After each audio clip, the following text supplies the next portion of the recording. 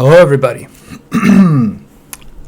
I did one of these before the Iran game, and it was... I actually did get a request to do another one. So I am previewing the US-Netherlands game. Netherlands, Holland, the Dutch, whatever you like to call them. Colonizers, if you prefer. People who had a foothold in America and then gave it up and went the fuck back to Holland. So this is a big game. I watch a fair amount of U.S. soccer content myself, so I have seen some takes about this game already. People saying it's the most significant game we've ever played. I don't know. I mean, it will probably be the biggest win in our modern history if we were able to pull it off. Not just because it would move us to the round of 8, but also because of the opponent, right? The Netherlands are a soccer powerhouse. They have historically been one of the better teams in the world. I remember watching the 2010, 2014 Arjen Robben, Robin van Persie. I don't remember who else was on those teams. I wasn't paying that close attention back then. But I do remember watching those Netherlands teams and knowing they were expected to go far in the World Cup. The inventor of total football, right? He played for the Netherlands. So it's a tough game, but I am pretty happy with how it shook out, all things considered. If we were going to have to play France or Brazil, I would be less optimistic about our chances. As it is, I feel like we have I'm going to be optimistic here. I'd say we have a better than 50% chance to win this game. Now, it could all end in tears, right? We could give up 2 goals early, start chasing the game, and then give up another couple, and it would be sad. My opinion is we're playing with house money, right?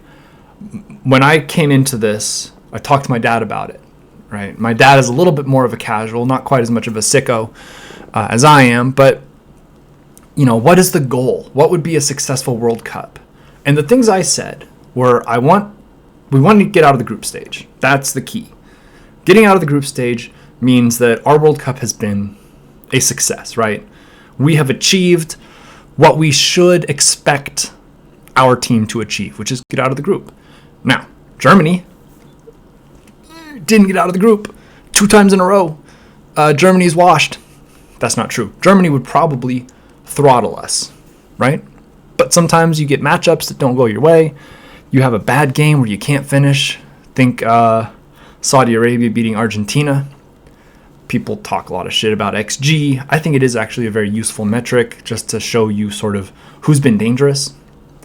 And Argentina should have expected to score 3, maybe 4 goals in that match against Saudi Arabia. And Saudi Arabia shouldn't have scored a single goal based on the quality of shots they were getting. But soccer's a funny game. Sometimes that happens. So I do not think we beat the Germans. They have some very, very talented players. And it is funny that they're no longer in the World Cup. But I was an athlete. I feel bad for the players. They're going home to a soccer culture that cares way more about soccer than our guys will be, right? So it's going to be a big deal in Germany. And those guys are going to take a lot of shit. And, some of that's fair and some of it's not. But they're people, right? Athletes are people, and I am sure they are miserable and sick about not being able to get it done. With that said, the potential draw for us getting the Netherlands, I feel pretty good about it. I have goal.com pulled up. I know what our starting lineup is likely to look like. Barring injuries, I would expect us to come out in a 4-3-3 again. I know we went 4-4-2 against England. I would expect us to go back to the 4-3-3 for the Netherlands game. And it's likely to be Turner in goal, Robinson, Ream. Interestingly, they mixed it up with Carter Vickers. I wouldn't be surprised to see Carter Vickers start again. I wouldn't be surprised to see Zimmerman start either. I think that might just be who's feeling better. I like Carter Vickers. I think he's very substantial, and he's able to cover some of the ground in the back for Tim Ream. If he moves up the field. I saw Tim Ream pass midfield a couple times against Iran, and I was like, man, you do not have the wheels to be spending your time up there. I love Tim Ream. Let me be clear. I love Tim Ream. He deserves to be on this squad.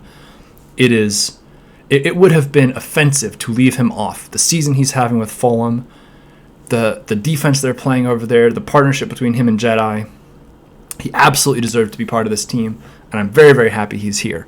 But it is also fair to say he doesn't have the speed that, 23-year-old Cameron Carter-Vickers does. So I'm okay with either of those guys starting, CCV or Walker. I'm not anti-MLS like some USMNT fans are. I do think that we generally have more talent across the board playing in Europe than we do in MLS. But Matt Turner was in MLS until 6 months ago, right? Or maybe a year ago. I mean, he was in MLS when he was starting for us in the Gold Cup. So, just being in the MLS doesn't mean you're bad. He's our starting keeper, and he got to go to Arsenal from MLS. He's a good player. And then we'll have Dest on the right wing. I would like to see Scally get some minutes to bring him in as a defensive sub. I would expect it'll look similar to the last few games where Dest will probably get 60, 65, 70 minutes. And then we'll bring in a really, hard-nosed defender to try and lock down the game if we are up. Shaq Moore. I don't know about Shaq Moore. I remember watching him in friendlies and thinking, I like this guy. I like the way he gets up the pitch, putting in crosses, just getting stuff done. But he's looked awfully shaky in this World Cup. He looked real shaky against England. He looked real shaky against Iran. Maybe not England. I can't remember if he played Wales or England. He looked shaky both times I've seen him. Let's put it that way. I would prefer to see Scally, who I know, maybe it's just grass is greener type stuff, but my man is starting every week in the Bundesliga. As Vince from Scuffed says, he's got Sebastian Leiner picking up splinters on the bench. He's a 28-year-old right back who plays for Austria. He's mature. He's developed as a player, and Scally's got that man on the bench. So I would like to see Scally come in as a defensive sub, but I'm not putting my hopes up. Midfield 3, obviously it's going to be Moose and McKennie Adams. That's not changing. They are getting a lot of love internationally. It's very exciting to see. I would expect to see some transfer rumors start to pop up about these guys. I was watching the Square Ball podcast, and people are talking about Tyler Adams. Apparently, some Leeds fans are like, "Man, we're selling him we're selling him at the end of the year because he is balling." Tyler is a defensive monster. You really, I went and rewatched the game last night, and just watching how Tyler is just always there. He's always there. My man is never happier than when he's rolling on the grass because he deflected a cross with his head. Right? I saw it happen 2 or 3 times.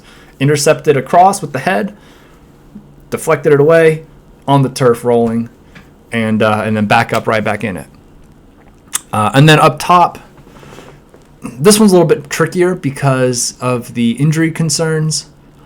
I'm pretty confident Christian's going to go, so it's going to be Christian and Tim on the wings.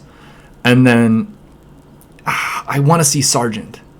If it's not Sargent, it's tricky because Haji, and I really do not talk shit about players. Right? I don't think that's appropriate.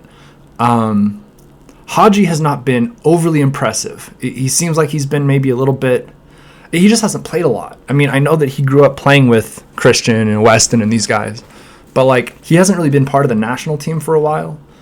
And I think there's some disconnect in what he is used to doing at the club level and what he's being asked to do for the national team. Communication breakdowns. I like the idea of shooting, frankly. 93rd minute, 95th minute, whatever it was, against Iran. because I'm not a coward. I don't like when people go to the corner. But it wasn't a good decision. He should have just gone to the corner, as much as I like his impulse to shoot. So we might see Ferreira, right? If Sargent can't go, I really don't know. I'm gonna say Greg's gonna put in Ferreira over Haji if Sargent can't go. But I'm very hopeful that Josh can go. He's been great. I've been a huge fan of his ever since I saw him at Bremen. The hard work, defending. He truthfully, he may suit a midfield role better than a striker role. Not because he can't finish, because I think he's a good scorer. But he wants to get up and down the field. He wants to play everywhere. He wants to play defense. He's a great defender. So why not shift him into a role where he can do more of the defending? Just a thought. But that is likely how we're going to line up. I expect us to go 4-3-3. I expect our lineup to remain basically unchanged. Look at the Netherlands lineup. I'm gonna do my best with the pronunciations of these names. Some of them I know how to pronounce. Some of them I don't. But we'll do our best. So goalkeepers, Jasper Cillessen got left off, which is crazy to me. And even if he came, I guess he was going to be a backup, which is also crazy to me because I've never heard of these other goalkeepers. But we've got Andries Noppert, Remco Pasveer, and Justin Bielo. Noppert has been starting. I figure you're probably not going to change that unless he picks up a knock in training or something. There is, by the way, just as an aside, there is a discussion right now. Van Gaal brought it up. Van Gaal in the press conference that some players are dealing with an illness, maybe flu-like symptoms. I don't know. I don't know how much that's going to affect things. I want us to win in advance. I also want us to show that we can beat a good team when they've got their players. So I would hate us to win on a sort of with an asterisk. Yeah, we won, but 3 or 4 of their starting guys were sick, so they didn't play, or they were hobbled. But I don't want that bad enough to not take the win. If we win, I don't care. Moving on to the round of 8, whether they're healthy or not. Let's win, and then we'll worry about the pride later.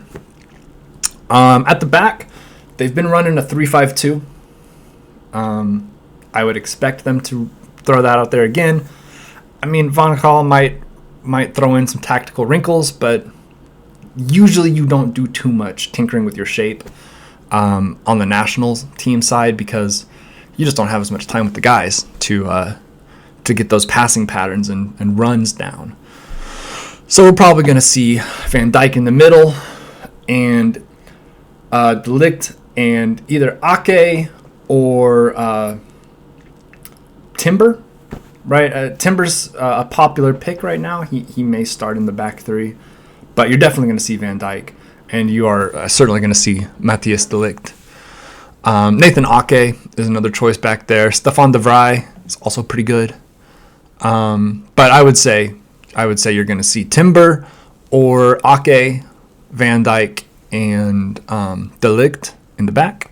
In the midfield, obviously, Frenkie de Jong. He is very, very skilled, very, very talented midfielder. He does make me a little bit nervous. He's going to start. And then you've got Davy Klaassen, who's been a little bit of a sub lately. Xavi Simons, right? Martin de Roon, Berghaus. I would say Berghaus is probably likely to start. And then Xavi Simons is probably going to start. And that's 3. Frenkie de Jong, Berghaus. And then I don't know. They might also, they might throw on Daley Blind and Dumfries on the wings. So you've got 3 midfield. It's a 3-5-2, but it's really more like a back 5 because you've got those wing backs. that aren't really midfielders to get you your width. And then up top, it's going to be Depay and Cody Gakpo. And they have some riches up top. They got Luke de Jong, they got Wout Weghorst, they've got Steven Bergwijn, who's been playing really well. But yeah, it's going to be Cody Gakpo and it's going to be Memphis Depay, and we're going to have to figure out how to shut down Cody Gakpo. I've seen people mention that if you can cut off his service, if you can dominate the midfield and keep those balls from getting to Gakpo, you can slow him down, right? Kind of like guarding Steph Curry. If Steph Curry gets the ball, you're probably dead. But if you keep the ball away from Steph, he can't hurt you. You just have to keep the ball away from him. The problem being, of course, the Warriors and Steph and the Netherlands and Gakpo, they all know they're going to try to keep the ball away from me. So we're going to set up our offense. We're going to run our plays, run our sets in a way that's designed to counter that pressure. I feel pretty good about our ability to pressure the ball. Tyler Adams is going to be busy, I think. And I think he's going to put Gakpo in hell. I think that'll be fun. That'll be an interesting matchup. And Gakpo might play in the middle. He's officially listed as, I think, a midfielder, but he's been playing up top. It's hard to say exactly, but he's going to be playing an advanced role wherever he officially lines up. So that's probably what we're looking at. 3-5-2 versus a 4-3-3. I feel good. I feel good about our chances. I feel good for a couple reasons. One, I don't think I ever finished my thought. When I was talking about getting out of the group, right? The two things I wanted to see from the U.S. in this World Cup that would make me happy as a fan. Get out of our group. We should expect that.